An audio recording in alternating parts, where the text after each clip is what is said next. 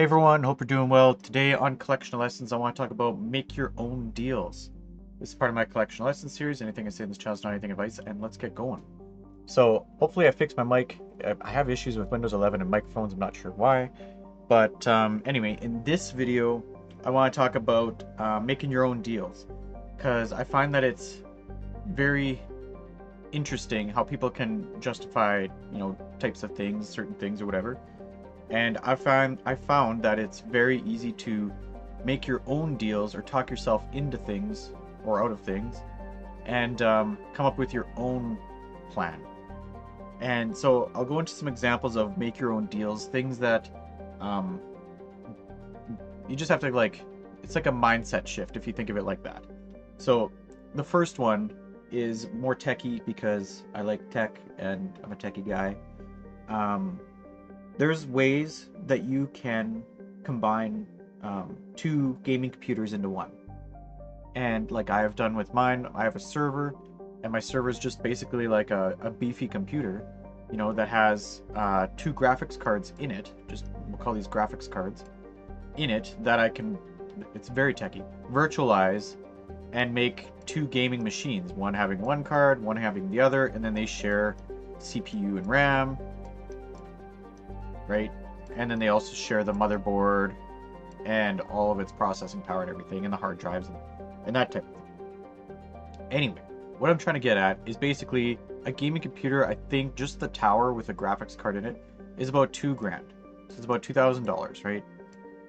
Now, if you want to buy two of them because, like the Mr. and Mrs. need their own gaming computers, if you times this by two, that's 4K, right? It's $4,000.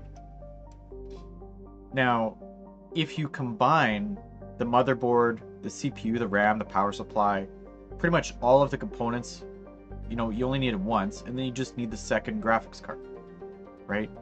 And if you can get some sort of deal, or I mean, graphics cards are a little tricky to find right now, but if you can get some sort of deal where basically you pay, $2,000, and you can virtualize this environment and have two gaming computers on the same thing, technically, if you want to think of it, it's 50% off, right? Because if you're paying 4K and then you add the taxes and everything, right? Like it's 4,400, let's say, if your taxes are 10% versus 2,200. And if you pay an extra like 100 or 2, you're still coming ahead of the taxes that the 4K would have had. But anyway, that's just one example of making your own deal. It's like you could buy your own gaming computer, you can buy two gaming computers. However, if you have a way to combine them into one, it's like you're giving yourself a deal and you have the same end result. Is what what I'm trying to say. Similar to like something that I've done is if two people have like PS5s, this is a good example.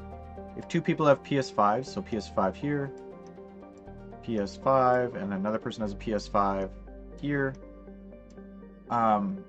If you change each other's, like, because you're supposed to set like a primary PS5, and then like you can have like as many secondaries as you want.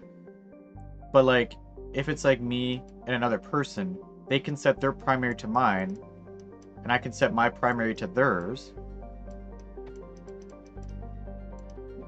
And because the whole PlayStation system, how it works, and this might be the case for Xbox, I'm not entirely sure, but basically anybody can play a game that you buy on your primary console.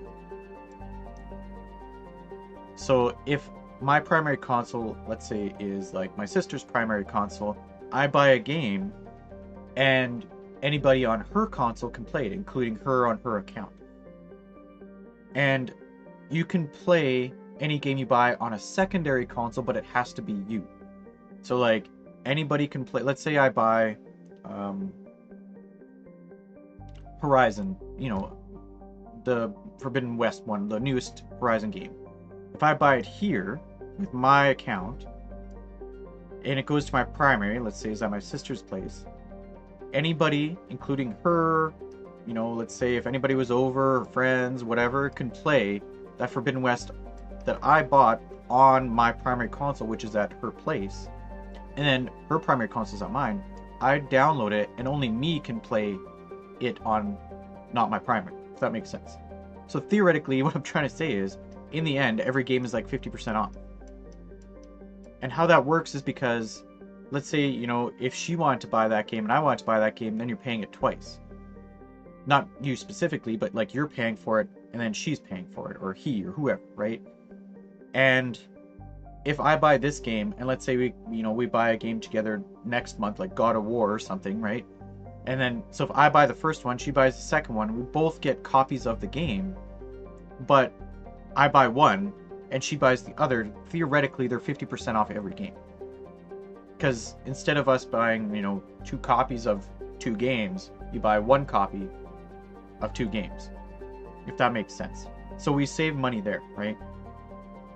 Because, you know, one time you pay full price, the next time they pay full price for the other game. You know, or there's deals or whatever. And yeah, there is some situations where it's like, oh, I like this game, and you don't. But it's like, I was going to buy it anyway. Right? It's like you're just not saving money. But it doesn't matter, right? Like every other situation, you're saving money. So that's another way to kind of like make your own deal with video games and help save you money. Another thing, not specifically that I do this, but one thing that, you know, I've thought of even, is, you know, like at Christmas, sometimes families will have like Secret Santa or Christmas game or whatever type of thing, right? Where you kind of just, you get a generic gift, a box or whatever it is, and then you call this a box with some bow on it. You put it into a pool and then you play like variations of Christmas games where it's like you all pick numbers, and then you like, based on your number, will go from like 1 to 7, and it's like the person that has the 1 opens the gift, and the person that has number 2 can either steal the gift and then, or they can open a new gift, and then it wraps around at the end, and then the person that's number 1 can in the end take, you know, any gift they want because they were the first ones to take stuff. Or, you know, it can only change hands 3 times, or I don't know, everybody's got weird, ridiculous rules, and it's annoying. But anyway, it's not a specific, like, it's a gift for a game, it's not to a specific person, right? So theoretically, it doesn't really need to matter, in a sense, especially like if you're trying to pay off debt or save money, right? So one way to do this, and this is to hack your mind, I'm not saying I do this if my family's watching, or, you know, my extended family, whoever, but like, what you could do is like, if you think about this, and let's say you got to do it for, you know, let's say you and your wife, or you and your partner, or whoever, and let's say the value of the dollar of that amount is $50. So just think, like, if you got like 4 gatherings and you got to pay for 2 people, right? That's 2 people. And if you got to do that, so that's $100 per game, and you got 4 games to go to, that's $400. That's expensive in my mind for a gift that has no real value to a person because it's a generic gift. Anyway, so that's, you know, that's 400 people. This is times 2 because you got 2 people, and you got times 4 because you got 4 gatherings to go to. That's $400. So here's something interesting to think of, or I thought of. Basically, if you can cut it down to 1 person, because, you know, we're poor and we're in debt and we have no money, you just instantly cut that to 200. Right? It's like, oh, this is our combined gift for the gift game. We just save 50%. And it's not like we're greedy and going to spend, you know, the other 200 on junk we don't need. It's going to, like, better uses in my mind. But that saves 50%. Let's go a little step further, right? These 4 gatherings don't happen at the same time. Generally, they happen one after the other. And sometimes, you know, the value is different depending on the family or whatever, right?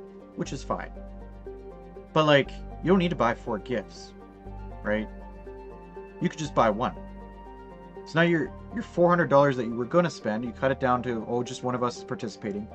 Then you buy 1 gift at $50. And then whatever gift in the gift game goes to the next gift game. And then that one goes to the next gift game. And then that one goes to the next gift game. Like, instead of spending $400, you just spent $50. Like, that's pretty good. You know? Compared to 400, like, what is, quick math.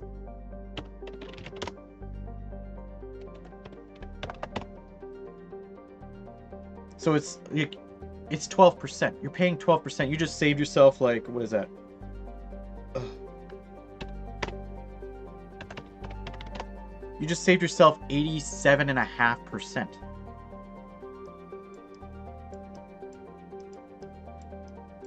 On gift games, the gifts that don't specifically go to a person. Not only this, if you want to carry this, really, for a year, another year, it's the same gift from the last one, right? And I mean, generally, these families don't talk and mix, and it's not saying I did this, in case you're wondering, you know. I'm just saying, like, if you're trying to save some money, this is one way to do it. And it's like, you could carry game gifts forever, right? Like, instead of $400 a year, you could spend $50 once. Or, like, maybe it's something that you got for Christmas that you do not want. I don't know. Like, you could have got, it doesn't even have to be $50 up front. It could have been like a gift that was like, oh, this is great. And then you're like, I'm going to gift this in the gift game, right? Like, it could have been anything. So you could have like zero capital in this, and you could run this for 10 years. And instead of paying $4,000 in 10 years time frame, you could either paid $0 or $50 at the start and gotten, well, put in quotes, $4,000 worth, like, of value for 10 years of gift games. It's ridiculous, right? Like, you just compound this. Like, if it's $50 over $4,000, we'll just do that for fun. $50 divided by $4,000, and then you like, and then you just go like 1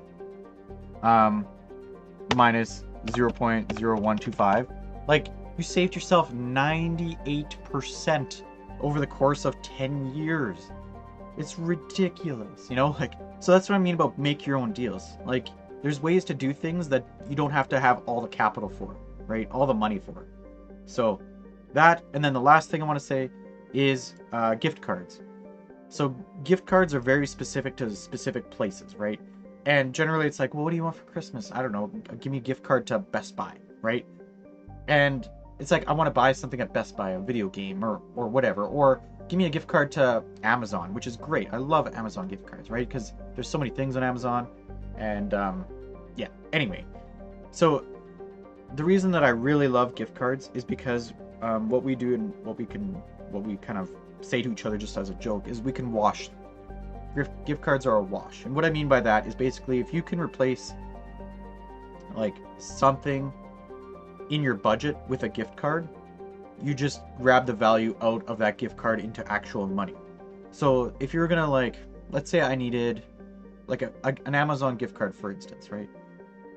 It's like I need like printer toner, and printer toner comes out of like an office budget, right? And it's like, if I want the value out of the office budget, I can use the gift card towards that, and then my office budget could be double.